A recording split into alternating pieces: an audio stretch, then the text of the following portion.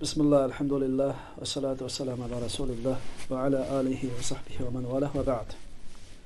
Eşhur kavaid fi tezkiyetin nefs. Yani nefsini paklaştıki 10 yol, 10 prensip, 10 kaide hakkındaki dersimizin 3. kaide geldik. Abdur el-kaidetu salise 3. kaide yani 3. nefsini paklaştığın yolu El-Kur'an-ı Kerim menbe'u tezkiyeti ve ma'inuha degan. Qur'oni Karim nafsini paklaşdan manbasi ve ma'inuha. Manba bo'lgandimi tugab qolmaydigan, onun mo'jizalari, sirlari, hikmatlari qiyomatgacha ichilib turadigan, to'xtab qolmaydigan, tugab qolmaydigan manbasi degan. Ya'ni nafsini paklaşdan 3. yo'li Qur'oni Karim demakchi. To'xtab qolmaydigan iqin sudek manbasi deganda aqlga yaqinlashtirish uchun bir misol keltirib ketamiz. Mesela su desek iki xil olurdu. Iqin su ve to'xtam su. Iqin suning suyu to'liqlanib turdi o'sha kelayotgan yeridan. Ya bir dengizdan keladi, ya bir daryodan keladi. Bu su birisi uning miqdori ozlab ketmay to'liqlanib turdi. Agar boshqa bir tashqi omillar bo'lmay qolib qolsa. Ikkinchi birisi bu su sesib qolmaydi. Iqin su sesib qolmaydi. Yana birisi desa to'xtam su. To'xtam su birisi tugaydi. İnsanlar ve hayvanlarning ichishi bilan ve quyosh nuri ostida parg'aylanishi bilan yoki yerga singib ketishi bilan tugaydi. Ikkinchi birisi u tez sesiydi. Yaqin bo'lmagandan keyin uning tarkibi o'zgarib, yo issiqda yo boshqa sabablar bilan uning tarkibi o'zgarib ketib sesib ketadi. Demak, mana bu yerda muallif davatida bu Qur'oni Karim, Al-Qur'onul Karim manba'ut tazkiya ve ma'inuha. Qur'oni Karim bu nafsini paklashning manbasi.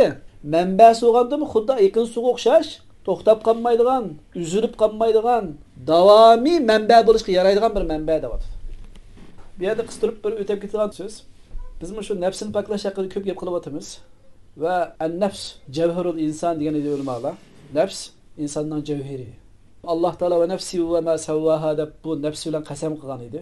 Alloh taolo odatdagi narsalar bilan qasam qilmaydiganligi, ulug' insonlarning hayotida ahamiyatli bo'lgan, zarur bo'lgan narsalar bilan qasam qilganligini bayon qilgan edik. Biz yeni bir noktadan tushundiran bo'lsak, qarindoshlar, ishning avvali shu nafsini paklash ekanligi o'tirg'i chiqadi. Bu nafsini biz ulamolarning tushuntirishlarida ham ilgari qalbmi degan edik nafsi deganda-da. Demak, bir insonning nafsi pokiz bo'lsa, qalbi pokiz bo'lsa, qarindoshlar, pokiz qalbdan, pokiz nafsidan chiqqan so'z ham pokiz bo'ladi. Bir insonning qalbi pokiz bo'lsa, qalbi tozalansa, nafsi tozalansa, uning amallari ham pokiz bo'ladi.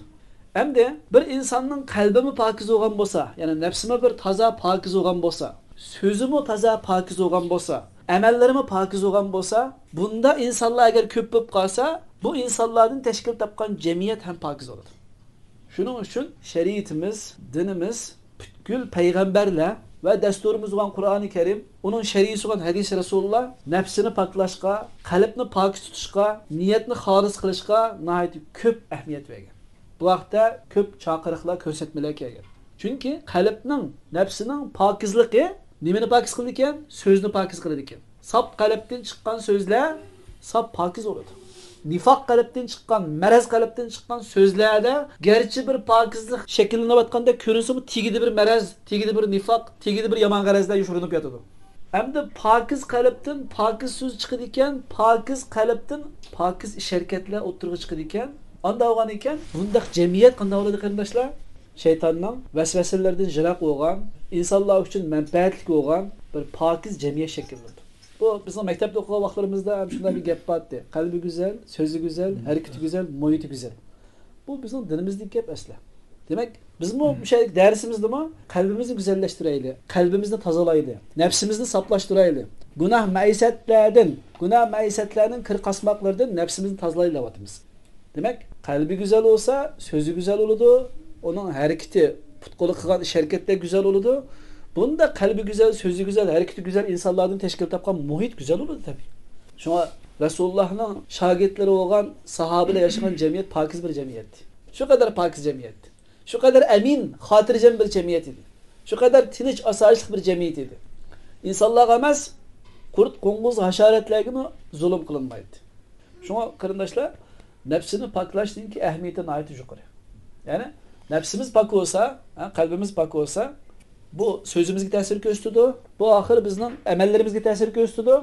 bu üçü cug'ulinib, nafsining pokizligi, so'zining durustligi, amallarning solihligi, bu üçü cug'ulinib nima bo'ldi? Jamiyatni sog'lom qiladi. Jamiyatni tuzaydi. Shunga buning ahamiyatini sal qarashga bo'lmaydi. Demak, mana bu shu nafsini poklashning üzülüp qolmay, to'xtab qolmaydigan manbasi nima ekan qarindoshlar? Qur'oni Karim ekan. Daraxtninki yiltizini birinchi prinsipda tavhid degandiq-a. İkincisida uning mevasini chaqadigan ochqushini nima degandiq? Duo degandiq. Endi bu daraxtni davomli yashnatib turadigan, davomli sug'urib turadigan narsa nima ekan? Qur'oni Karim ekan. Qur'oni Karim nafsidan iborat bu daraxtni yashnatib turdi ekan, sug'urib turdi ekan. Muallif deydi, manba'ut tazkiya va ma'iluha. Sug'urib turishdagi bir manba bo'lgandimi, buzilib qolmaydigan, davomli kelib turadigan bir manba deydi. Allah subhanahu wa ta'ala Qur'oni Karimda estaizubillah shunday deydi: "Laqad manallahu 'alal mu'minina iz ba'asa fihim rasulan min anfusihim yatlu 'alayhim ayatihi ve yuzakkihim ve yu'allimuhumul kitaba vel hikmeh." Hakikaten Allah müminlerge shunday iltifot qildi ekan, ularning ichidan ayni vaqtda bir payg'ambarni avatdi. Payg'ambarimiz Muhammad sallallohu alayhi vasallamni ularning ichiga payg'ambar qilib avatdi. Min anfusihim, ashunday ichidan yeydigan, ichadigan, uxlaydigan, mugdaydigan, mangadigan, oxir vafot topadigan malaika farishtadan emas, o'z ichidan bo'lgan bir kishini ularga payg'ambar qilib, mu'minlarga Alloh taolo iltifot qildi dedi. Demak, payg'ambarni avatganlik Allohning iltifoti. Yatlu alayhim ayatihi ve yuzakkihim. Bu payg'ambar ularga Allohning oyatlarini tilovat qilib beradi. Va yuzakkihim va ularni gunohlardan poklaydi. Mana bizning darsimizga munosabatli kelib o'shana. 3-prinsip nimati nafsini poklashning Qur'oni Karim edi. Ana shu Qur'oni Karimni kishilarga yatlu tilovat qilib berdi deydi. Va yuzakkihim va shu Qur'on oyatlari orqali ularni gunohlardan poklaydi. Atrofidagi kishilarga Qur'on oyatlarini tilovat qilib bergandan keyin ona da buyruqlar var, to'siqlar var. Buyruqlarni taqdirdan chiqiladi. Fattaqullaha mastata'tum oyati bo'yicha. Cheklimlardan qat'iy yanida bunda nafs qanday bo'ladi? Pokiz bo'ladi. Bunda nafsa gunoh maisatlardan tozalandi. Allohning buyrug'ining taqdirdan chiqsa, cheklimisidan qat'iy yansa, bunda nafs tozalandi. Va yuallimuhumul kitaba vel hikma. Va yana ularga Allohning mush kitobi Qur'oni Karimni o'rgatadi, ta'lim beradi. Vel hikma. Yani hikmetni mufassirlar hadislarda tafsir qilgan. Yani hadislarni o'rgatib ta'lim berdi. Mana mushu oyatda Qur'oni Karimning nafsini poklay oladiganligi, nafsini poklashdagi muhim manba ekanligi o'tirib qo'yilgan. Muallif deydi: "Fa'azamu ma tazku bihi nafs al-Qur'onul Karim." Qur'oni Karim nafsi uning bilan poklanadigan narsaning eng kattasi. Bu Qur'oni Karim shunday kitobkin, gunohlardan poklash, tozalash kitobi. Va o nafsining poklaydigan manbasi. Ve manba bo'lgandimi tugab qolmaydigan, üzülüp qolmaydigan manbasi. Ve nafsini poklashningki asli bo'liqi bu Qur'oni Karimda. Faman arada li nafsihi tazkiya falyatlubha fi kitabillahi azza ve jalla. Kimiki agar nafsini poklashni iroda qilib qolsa, Alloh azza ve jallaning kitobi olan Qur'oni Karimdan ta'lim olsin, uni o'rgansin, u vaqt izlansin, uning buyruqlariga amal qilsin, cheklamalardan yonsin deyapti. Falyatlubha degani shu. Allah subhanahu wa ta'ala fakat Qur'oni Karim orqali insonlarni dunyoda ozdirib o'tmaslik, oxiratda baxtsiz qilmaslikka va'da qilgan ekan. İbn Abbas radhiyallohu anhu mana shunday deydi: "Zaminallohu liman ittaba'al Qur'an alla yadhilla fid dunya va la yashqa fil akhirah. Summa tala faman ittaba'a hudaya fala yadhillu va la yashqa." Allah Taala Qur'oni Karimga amal qilgan kishiga dunyoda uni ozdirib o'tmaslikka, oxiratda uning shaqi baxtsiz bandalardan bo'lib qolmasligiga kepillik berdi. Anadan keyin İbn Abbas radhiyallohu anhuma "Faman ittaba'a hudaya fala yadhillu va la yashqa" degan oyatni tilovat qildi dedi. Kimiki menep kelgan hidoyatga ergashsa, dunyoda ular ezib ketmaydi, oxiratda shaqi, baxtsiz bandalardan bo'lmaydi degan mush oyatni tilovat qilgan dedi. Bu yerda shu narsa chiqib o'tadi-ki, Qur'oni Karimning insonning nafsini poklab, dunyoda ozg'un kishilarning bo'lib qolishining, oxiratda shaqi, baxtsiz bandalarning qatoridan bo'lib qolishining oldini olganligi bu yerdan chiqib o'tadi. Ashadiki Qur'oni Karimga agassa degan ya biz yana azroq cho'nqur tushunadigan bo'lsak, shu Qur'oni Karim orqali qalbini xolis sog'lomlashtirgan bo'lsa, niyatini durust qilgan bo'lsa, nafsini shu orqali poklagan bo'lsa, dunyoda bu kishi ezib ketmaydi, oxiratda shaqi, baxtsiz bandalardan bo'lib qolmaydi. Keyin tilovat qilgan oyatim shu. Allah deydi, kimin hidayetimge gelse fela yadillu, izip ketmeydi, dünyada izip ketmeydi. Ve la yeşka, ahirette şakî benden bulunmaydı. Demek Kur'an-ı Kerim bilen Allah Subhanahu ve Teala kapalet yürütüdür ki kimiki şu Kur'an-ı Kerim arka nefsini paklap emellerini tüzüvagan bolsa bu kişi dünyada harup kanmaydı, izip ketmeydi, yama yollar, hata yollar kirip ketmeydi, akidesi bozulup ketmeydi. Ahirette şu ise şakî, bəxtsiz, ehli cehennem insanlarını bulup kanmaydı. Bu kapalet fakat bu Kur'an'ın kılan berilip şu ayet kaysı ayetinin devamını kilidi ise kardeşler bir şey yani birazcık naziran ağdırma. Femen ittaba hudaya fela yadillu ve la yashqa. Diye ayet Adem Aleyhisselam bilen Havva anamız ve iblis cennetten çıkarılıp zımına düşürülgen şu ayetinin devamını kelgen. Allah Teala deydi ki estağfirullah. Qala ihbita minha jami'an ba'dukum li ba'd adu. فَاِمَّا يَأْتِيَنَّكُمْ مِنِّي هُدَى فَمَنِ اتَّبَعَ هُدَايَ فَلَا يَضِلُّ وَلَا يَشْقَى. Adem Aleyhisselam bilen Havva anamız dediği ki iblisin başını katırda. Sizler bu cennetten çıkıp zımına düşüyorlar. Ve birbirine düşman boğan asasta. Yani Adem atımız, Havva anamız bir taraf, iblis yeni bir taraf. Sizler birbirine düşman boğan halette cennetten zımına düşüyorlar. Kimi ki men taraftan şunda bir hidayet kelgen vaxtida ana şu hidayet egesse dünyada izip ketmeydi, ahirette şakî bəxtsiz benlerden bulup kalmaydı. Adem Aleyhisselam bilen Havva anamız şu zımınğı düşken günden başlap şeytan bilen boğan küreş başlanıp ketdi. Dile hem dağılmış vatıdı, devri kıyamet kişi dağılmıştı. Mana şu küreşte aynı vakitte Adem Aleyhisselam'a Havva anamızga dile vatıdı, hazır bizlerge dile vatıdı. Kimikin men taraftan kelgen hidayetke egesse dünyada izip ketmeydi, ahirette bəxtsiz bulup kalmaydı. Allah Kur'an-ı Kerim yani şundak deydi. Estağfirullah. Ya eyyuhan nasu kad ca'atkum mev'izatun min rabbikum ve şifaa'un lima fi's sudur ve huda ve rahmetun lil mu'minin. Ey insanlar, sizlerge Rabbinlar tarafından vez nasihat geldi. Yani Kur'an-ı Kerim geldi. Bu Kur'an-ı Kerim kalplerdeki dert elemlerge, gam kaygılarga şifadır. Yani bir şeydi ki mana nefs, es-sudur'dan maksat en-nufus. Yani nefslerdeki gam kaygılarga, dert elemlerge, merez, kisellerge şifadır.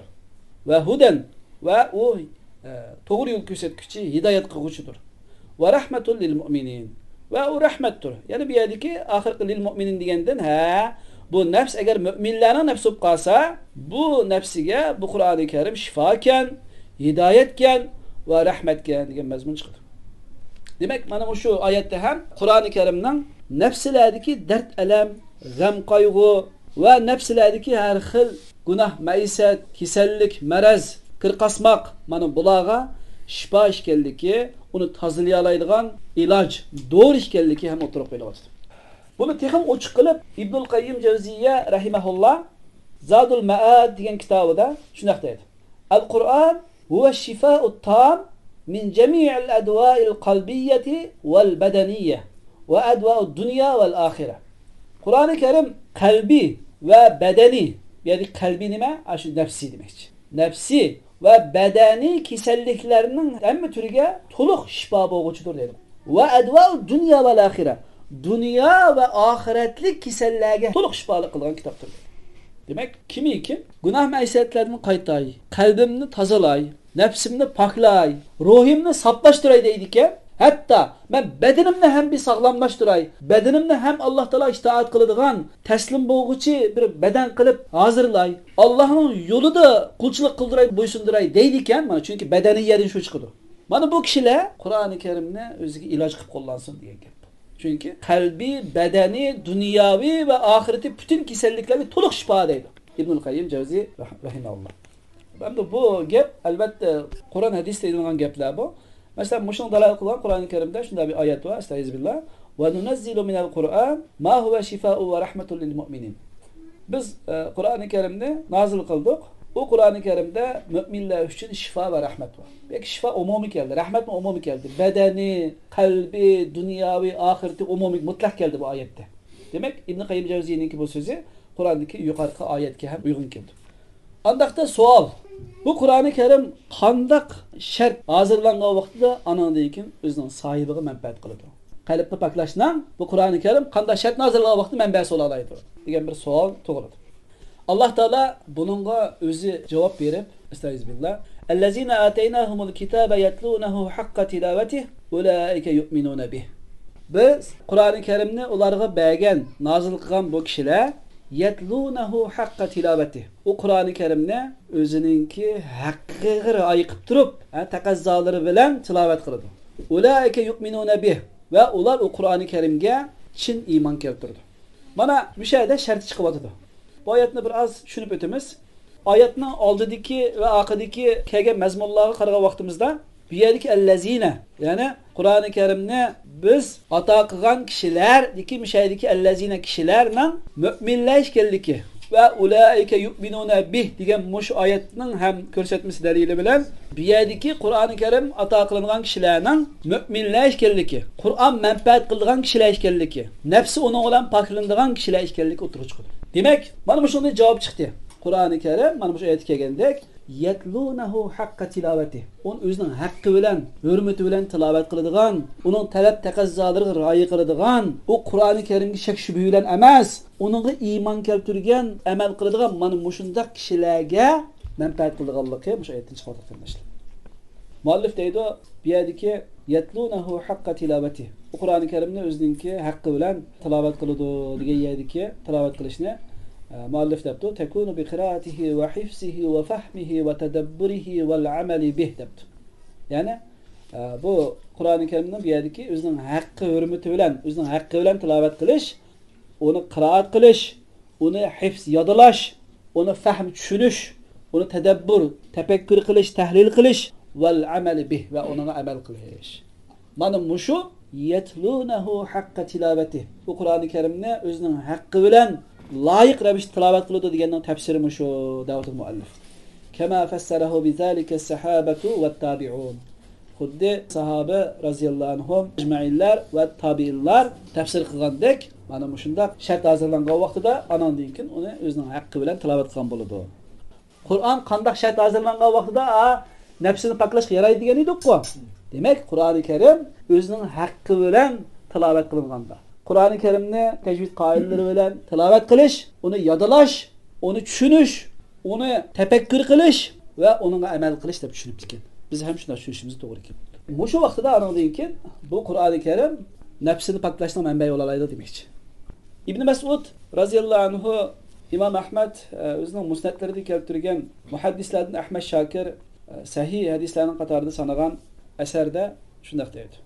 كان الرجل منا إذا تعلم 10 آيات لم يجاوزهن حتى يعرف معانيهن والعمل بهن. İbn Mesud raziyallohu anhu shunday deydi ki, bizning ichimizdan qandaqliki bir kishi bo'lsa, u Qur'oni Karimdan 10 oyatni ta'lim olgan bo'lsa, shu 10 oyatninki ma'nilarini tushunganga qadar va uningga amal qilgan qadar 11-oyat o'tmaydi dedi. Mana bu şeydir, ma'nisini tushunish, uning amal qilish, anandan keyin qalbni paklay oladi demoqchi. Abdur deydi, va qira'atul Qur'on duna fahmi ma'anihi aw al-amal bima jaa fihi la tu'addu tilawatan bihaqqin. Qur'oni Karimni uning ma'nilarini tushunmay tilovat qilish yoki uningga amal qilmay tilovat qilish, Qur'oni Karimni o'zininki haqqi hurmati bilan tilovat qilib bo'lmaydi, unda sanalmaydi. Mana bu shuning uchun valiza yaqulu Fudayl ibn al-Iyaz rahimahullah innama nazala al-Qur'an liyu'mala bih fattakhazan nasu qira'atahu amalan. Mushu sababdan Fudayl ibn Iyaz shunday degan ekan deydi. Sheksizkin Qur'oni Karim uning amal qilinishi uchun nozil qilindi. İnsanlar onun qiraat qilishi bilan berilib ketdi deydi. Shu qiraat qilishni shu amal qilish deb tushunib, shuningla ching tutgan bo'lib ketdi deydi.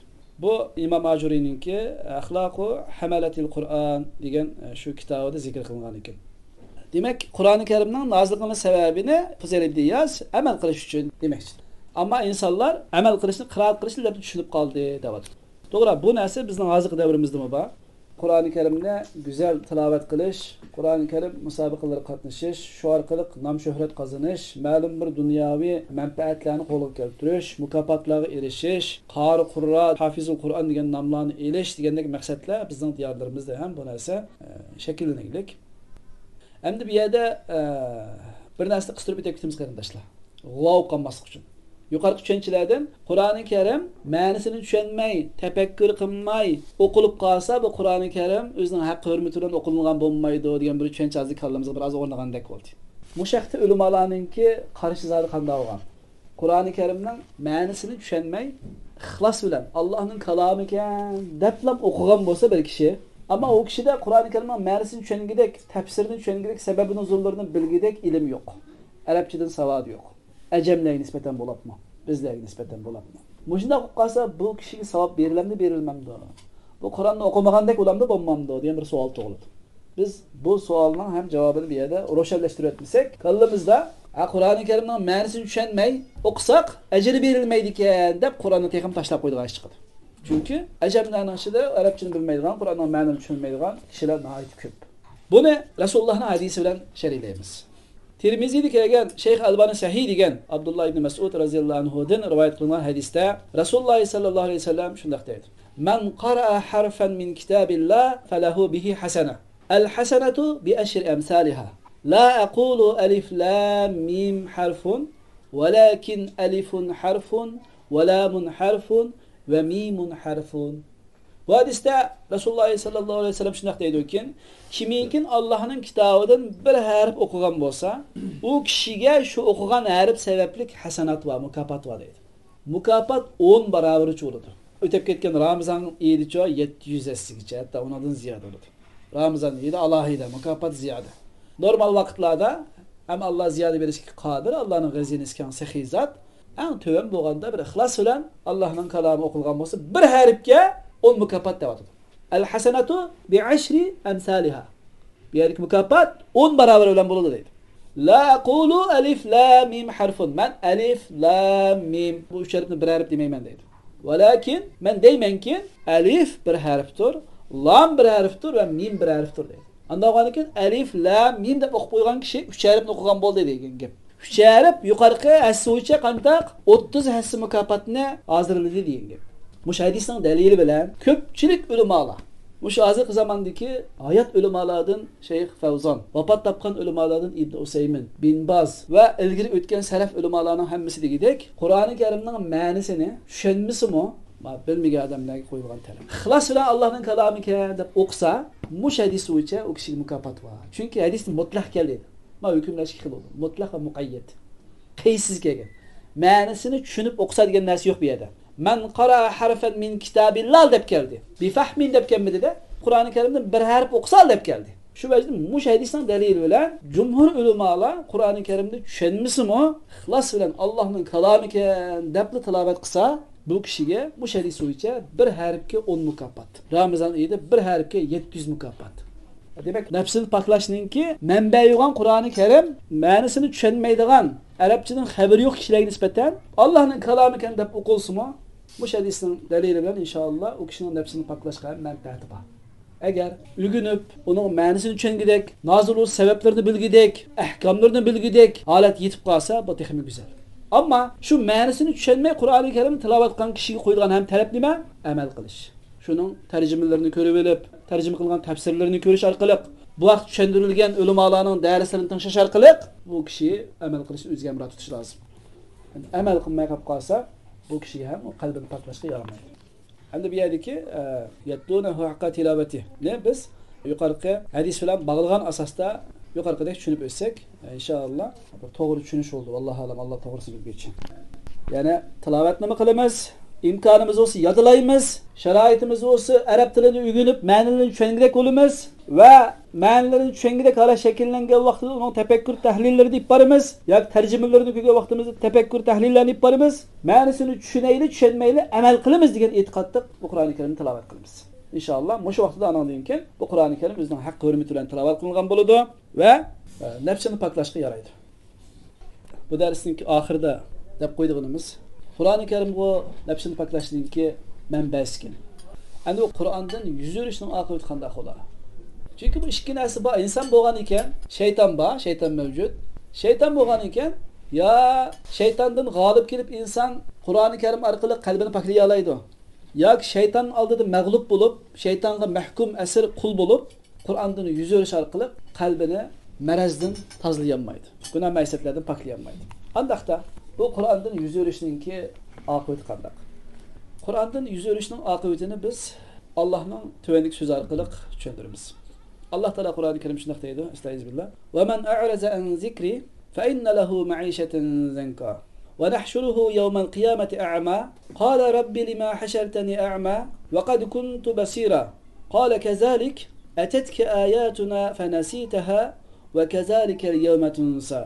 Bu ayette Allah Teala deydi ki kim mening zikrimdan yüz öyrese. Köp müfessirler şu Kur'an'dan yüz öyrese. Allah'ın elçisi peygamber ip kelgan hidayetdan yüz öyrese. Yani şu hidayet ne, iman ne, İslam'ni öz ichiga olgan, shuni tushundiradigan Qur'ondan yüz öyrese fa inna lahu ma'ishatan danka. Bu kishiga bir tar turmush bor deydi. Müfessirler bunu hayatı dünya deb tafsir qilgan. Bazı müfessirler barzaxul alam, qabr hayatı deb tafsir qilgan. Lekin ko'p müfessirler dünya hayatı deb tafsir qilgan. Qur'onda yüz öyrishninki keltirib chiqadigan aqibati qarindoshlar. Bu dunyoning o'zida bir tar turmush bor deydi. Wa nahshuruhu yawmal qiyamati a'ma. Qiyomat kuni a'ma qo'pirmiz. Ma oyatdan mana keyindan qiyomat kuni a'ma qo'pirmiz degandan oldidagi gapning dunyoga oid ekanligi ham chiqadi. Mufassirlar shunday deydi. Uni biz tar turmush yashdimiz degani dunyoga oid bo'lganlikdan Alloh taolo keyindan oxiratda ko'r, qarg'u qo'pirmiz deydi. Kimni? Hidoyatdan, Qur'ondan yuz o'rgan kishi. Ya'ni Qur'oni Karimdan iymon keltirishdan, Qur'oni Karimga iymon keltirishdan, Qur'oni Karimga amal qilishdan yuz o'rgan kishini qiyomat kuni ko'r, qarg'u qo'pirmiz deydi. Qala robbi lima hashartani a'ma. Bu kishi deydi ekan, ey Robbim, meni nimaga bunda qarg'u ko'rmas qilib qo'pirding? Vaqad kuntu basira. Men dunyoda ko'zim ko'radigan bir kishi edim bu. Alloh taolo deydi ekan, qala kazalik. Ish shundaq. Yani Allah Teala şunun keyinde özü şer'i verip etetki ayatuna fenasitaha. Bizning oyatlarimiz sana tilovat qilingan edi, sana kelgan edi. Ana bu şeyden uçuk Kur'an-ı Kerim chiqyapti qarang mana. Zikrdan maqsad Kur'an-ı Kerimga bu şeyden etetki ayatuna. Sana bizning oyatlarimiz kelgan vaqtida fenasitaha. Onu unuttun. Oyatlarimiz sana kelgan vaqtida sen onu unuttun. Fenasitaha ne müfessirler terekteha deb tafsir qilgan. Sen onu terk etdin. Oyatlarimiz sana tilovat qilgan vaqtda onu tashlab etdin. Shuni seni ko'r qo'padim demoqchi. Keyin dedim va kazalikel yawma tunsa. Shu sababdan sen bugun tashlansan. Sen dunyoda bizning oyatlarimizni tashlab etdin, ham oxiratda biz seni tashlab etamiz. Va kazalikel yawma tunsa. Tunsani ya'ni tashlab etish. Ma'nosi tafsirini bergan ulamolar. Mana shu oyatda qarindoshlar Qur'oni Karimdan yüz o'rishninki oqibati ochiq o'tirgan. Dunyoda qanday tar bir turmush, hech xotirjamlik erishmaydigan turmush. Na iqtisodda bir aminlik, xotirjamlik erishmaslik. Na do'st yorlar borasida bir xotirjamlik erishmaslik. Ya'ni bir ko'ngli amin topqidek bir do'st topolmaslik, xiyonat qilmaydigan samimiy sodiq do'st topolmaslik. Na ayoli borasida xotirjam bo'lolmaslik. Na farzandlari borasida xotirjam bo'lolmaslik.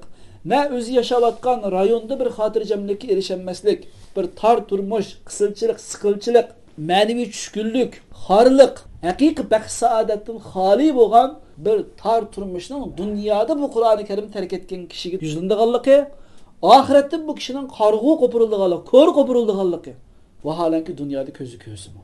Mana oqibati bu oldu. Bu Qur'onni terk etgan, bu Qur'ondan yuz o'rgan, nafsini poklaydigan eng layık, en uygun mənbə olğan, bulaq olğan və toxtab qanmaydigan, üzülüb qanmaydigan mənbə olğan bu Qur'oni Kerimdən yüz o'rgan kishiga dunyoda eng ig'ir jazo ham berildi ekan, oxiratda ham ig'ir jazo berildi ekan. Demak, darsimizni xulosasi qarindoshlar, Qur'oni Kerim nafsimizni poklashning buluqi, manbai. Tavhid uning nimasi bo'ldi? Yiltizi. Duo nimasi bo'ldi? Ochquchi. Qur'oni Kerim nimasi? Manbasi. Manba degan nima? Shuni bir energiya bilan, shuni bir ozuqlik bilan to'liqlab turadigan narsa. Demak, nafsimni poklayman. Allohga uchrashqichi bo'lgan oxirgi minutlargacha poklayman degan irodasi bor kishi to'xtab qolmaydigan iqin suvdek Qur'oni Karimni o'ziga qanday qilish kerak? Manba qilish kerak demoqchi. Alloh subhanahu va taolo nafsimizni o'zining kalomi bo'lgan Qur'oni Karim orqali poklab bersin. Amin. Ve bizde hem yani şu Allah'ın kelamı Kur'an arkalık nefsimizi paklaydıgan iradını tikleşke nasip kılsın. Amin. Ve bu Kur'an-ı Kerim'ne hayat desturu kılışka, devamlık, ozuk, enerjiye menbesimiz kılışka Allah Teala nasip kılsın. Amin. Kur'an-ı Kerim'de şap kuşlar duçar olduğun yaman akıbet kavuşlarının katarından Allah Teala bizne saklısın. Amin. Subhanakallahumma bihamdik neşhedü en la ilahe illa ente nestağfiruke ve netûbü ileyk ve ahiru da'vana elhamdülillahi rabbil alemin. Ve sallallahu ala hayri halki Muhammedin ve ala alihi ve sahbihi ecma'in.